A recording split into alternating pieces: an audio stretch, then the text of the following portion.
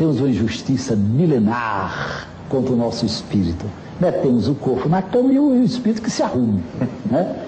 Quando há repousos especificamente espirituais. Para mim, por exemplo, a natureza. Eu posso estar cansado como estiver. Em contato com a natureza, eu repouso imediatamente. As artes em geral, a música e a dança em particular. Ele sempre trazia, depois das madrugadas, poesias, orações que ele compunha e às vezes cartas que ele mandava. Ele disse: olha, Marcelo, quando então é noite de lua, então a claridade da lua penetra através da minha janela. E eu perguntei: o que é que o senhor faz então? Ah, o que eu faço? Eu danço. Eu danço. Danço como louvação ao Criador e Pai.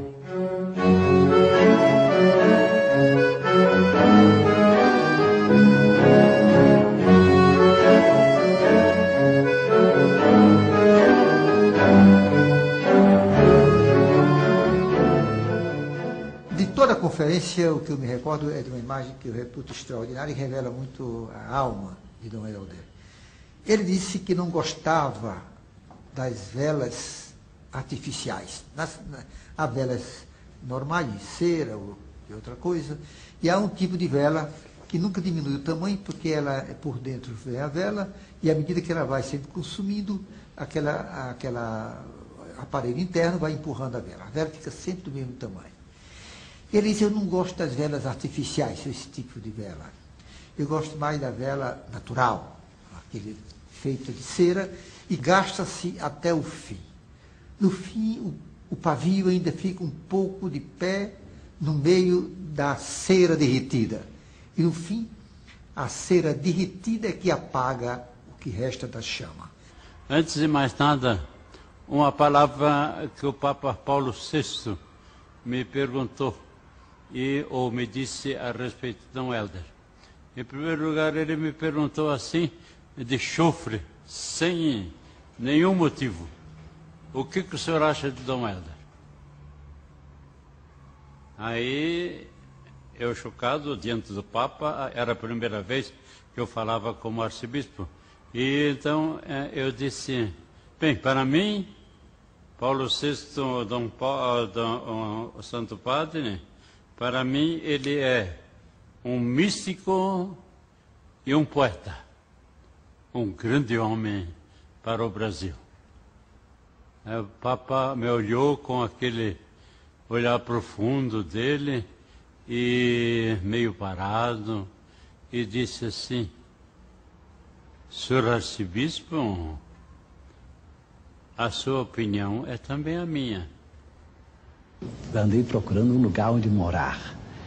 Não por exibicionismo, não é, Deus sabe que não é, porque eu acho que chegou o tempo em que os pastores temos que viver mais perto do povo, o que hoje é um anseio muito geral. O que há de delicado aqui é que o meu povo descobriu, naturalmente alguém soprou, que dom é uma fineza, uma delicadeza. Então eles nem me chamam Dom Helder. Eu tenho reparado aqui nesse filme, chamam o Dom, né? Imagina, é como se eu fosse um dom de Deus. Eu chego numa área subhumana aqui do Recife. Nós temos várias, um pouco em todo o Brasil, no mundo inteiro. E me pedem: Dom Helder, fala um pouco a gente aí sobre a dívida da gente. Eu começo a apresentar o problema. De repente, uma velhinha, que nem sabe ler nem escrever, diz: Dom Ebes, essa história aí não é agiotagem, não? Eu digo: minha filha, é agiotagem internacional. Agora, duvido que especialistas que tenham coragem discordem desta ideia de uma criaturinha que não sabe ler nem escrever. Eu creio que ela nunca viu um dólar. Ela não entende nada de finanças internacionais. Os adolescentes, os jovens, é que precisam alimentar-se, né? Na minha idade já não precisa tanto de alimento. E depois há outros alimentos, né? E quando eu me lembro da minha gente sofrida, que não come. É um homem que teve a coragem, sendo não violento a vida inteirinha, de ser o mais violento dos bispos do Brasil, porque desmanchava por dentro os conteúdos, assim, totalitarismo, de opressão, de dominação, etc. Se hoje teu vigário chamar-me para morar em Roma, aceitarei qualquer trabalho, qualquer moradia, quaisquer condições que me forem impostas. Como teu vigário, não discuto. Terei um pedido único a fazer-lhe. Senhor Papa, me entregue os pobres de Roma. Quando ele abrir os olhos suavemente, teremos invadido o Vaticano.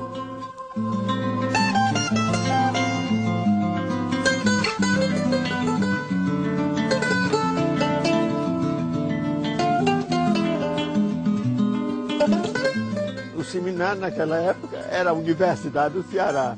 Não tinha ainda universidade nenhuma, tinha a Faculdade de Direito. O seminário era que influenciava. Porque não só os padres, mas não é aqueles que não seguiam a vocação religiosa de padre, mas mesmo saindo, levavam aquela formação humanista do seminário. E no seminário o apelido dele era Poeta Camará. E ele gostava muito de fazer versos, sobretudo para esses passeios que nós tínhamos sempre, uma vez por outra, passeios fora, Maranguape, Pacatuba. Devo muito ao meu seminário.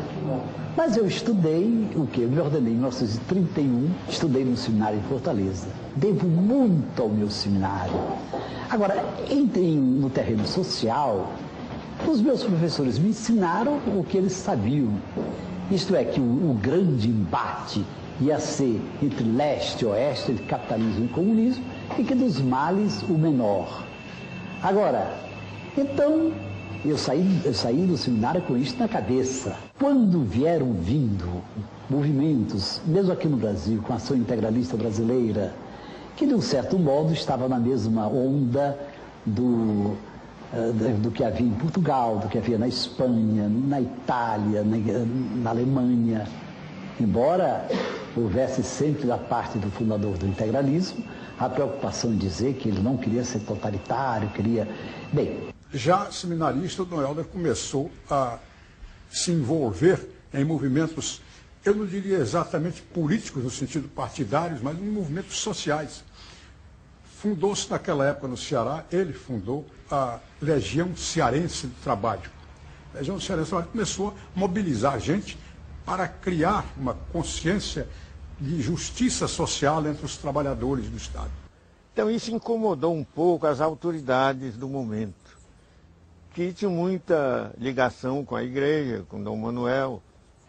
O interventor nesse tempo era um líder católico, Dr. Menezes Pimentel, e recomendou a Dom Manuel que calasse o Helder e melhor que mandasse para outra diocese. Quando a gente recebe qualquer censura, a gente deve levar muito a sério, porque ai de quem só escuta elogios. Nesse sentido é que é formidável a gente receber ataques também. Se a pessoa só recebe elogio,